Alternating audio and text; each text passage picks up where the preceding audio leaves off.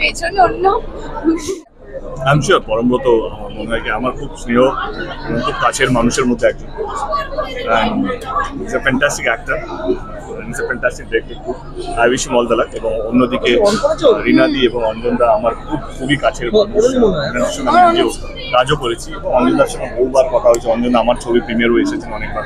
তো I wish the all the luck. হইচই স্টুডিওসকে অনেক অনেক শুভেচ্ছা। এরকম দুজন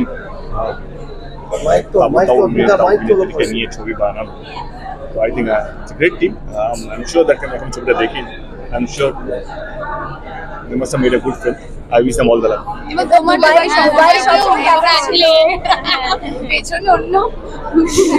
Dubai was good. আমার মনে হয় কি যেটা আমার স্বপ্ন 2027 একটা মার্কেট ক্যাপ বানানো, যে আমরা 50 কোটি বক্স অফিস কিভাবে করব। শুধু বাংলার উপরে ডিপেন্ড করলে হবে না। আমার মনে হয় ন্যাশনালি, ইন্টারন্যাশনালি যেখানে যেখানে Bangali from Bangladesh, Bangali from west Bengal, যারা বাংলা ছবি দেখতে ভালোবাসেন তাদের কাছে পৌঁছানো। এবং আমরা দুরন্ত রেসপন্স পেয়েছি। আমরা আবুধাবি, সৌদি, ওমান ওইসব জায়গাগুলো রিলিজ করছি সামনের সপ্তাহ থেকে। তো যাওয়াতে অনেকগুলো দিক খুলে গেল। আমরা সিঙ্গাপুর, তোমার থাইল্যান্ড, অস্ট্রেলিয়া রিলিজ হচ্ছে, লন্ডন রিলিজ হচ্ছে। আমার মনে হয় খাদান শুধু একটা সিনেমা নয়, খাদান এমন একটা ছবি হয়ে দাঁড়াচ্ছে যেখানে বাংলা ছবি মার্কেটটা বড় হচ্ছে এবং অনেক জায়গায় যেখানে বাংলা ছবি পৌঁছতো না, অনেক জায়গায় বাংলা ছবি রিলিজ হতো, মানুষ জানতে পারতো না, সেই জিনিসগুলো, সেই দিকগুলো খুলে দিচ্ছে। এবং একটা ভালো একটা পজিটিভ জিনিস যেটা হচ্ছে কি আমরা চাইছি একটা জিনিস, যারা ওই দেশে থাকেন তারা আরো বেশি চাইছেন কি আমাদের দেশে কেন ছবিটা রিলিজ হচ্ছে না, আমরা যেখানে কাজ করছি। তো এইটাও একটা ভালো পাওনা। মানে যেই ছবিটা আমি প্রমোশনে বলতাম কি like one of the most experimental film has become the most cult film of today's time.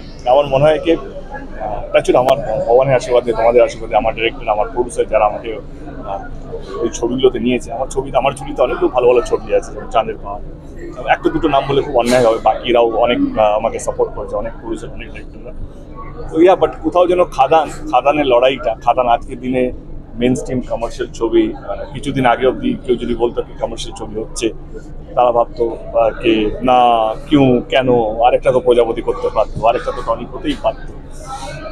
আজকে একটা শান্তি, একটা ভালো লাগাকে শুধু খাদান সিনেমা বা খাদান সাকসেস শুধু নয়, খাদান এমন একটা দিক খোলার চেষ্টা করছে যেটা ভবিষ্যতে আমাদের পরের প্রজন্ম, আমাদের পরের জেনারেশন যারা অভিনয় করবে, যারা প্রডিউসার পাচ্ছেন না, যারা রাইটার, যারা ডিরেক্টর, যারা মেন স্ট্রিম কমার্শিয়াল ছবি লিখেছে তাদের বিশ্বাস হচ্ছে না প্রডিউসার। তারা মানে আমিও অনেক সময় বুঝতাম একটা ফ্যামিলি ড্রামা দাও, একটা ইমোশন বেস করে দাও।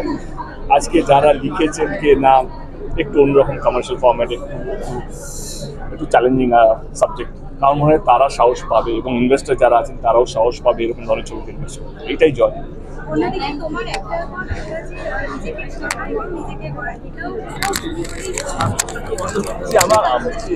আমার রক্তের মধ্যে সিনেমা আছে।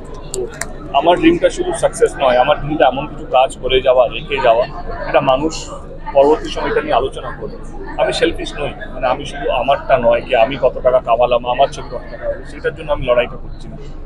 বাংলা ছবি কীভাবে এগোবে, বাংলা ছবির সম্মানটা কীভাবে বাড়বে, বাংলা ছবি নিয়ে আলোচনা হবে, ন্যাশনাল প্ল্যাটফর্মে শুরু হবে, সেটা আমার চ্যালেঞ্জ। এবং আজকে যেটা করতে পারি সেটা হচ্ছে স্বপ্নটা বড় দেখি, তার জন্য যতটুকু লড়াই করার দরকার, যতটুকু প্যাশন দরকার, তার থেকে বেশি চেষ্টা করি যাতে আমি যখন ছবিটা রিলিজ করবো, ছবিটা আমার দেখা, আমি যখন ছবিটা দেখছি তখন আমার এটা যাতে না মনে হয় কি এটা আরও ভালো হলে ভালো হতো। অফকোর্স ভালোর তো কোনো শেষ নেই। আমার যা সীমিত বাজেট ছিল আমি চেষ্টা করি তার থেকে 10 গুণ বেশি পর্দায় যেন দেখা যায়। এবং আমাদের পরের চ্যালেঞ্জটা হচ্ছে রঘু ডাকাত। আমি প্রথমে বলেছিলাম যদি খাদান যদি ভালো হয়, রঘু ডাকাত তার বাপ হবে। এবং আমরা যে কী বলবো প্রস্তুতি নিচ্ছি বা আমরা যেভাবে প্রিপেয়ার করছি, আমি ধ্রুবদা এবং শ্রীকান্ত, আমরা এমন কিছু প্ল্যানিং আছে, মানে টু আর্লি টু সে। আমার মনে হয় যখন প্রথম টিজারটা পড়বে রঘু ডাকাতে, মানুষ গর্ব করবে যে না খাদানকে সাপোর্ট করে আমরা ভালোই করেছি, খাদানকে দেখে আমরা ভালোই করেছি। খাদান যদি আমরা যদি না দেখতাম তাহলে রঘু ডাকাতের মতন এরকম ধরনের ছবি আমরা পেতাম। Thank you.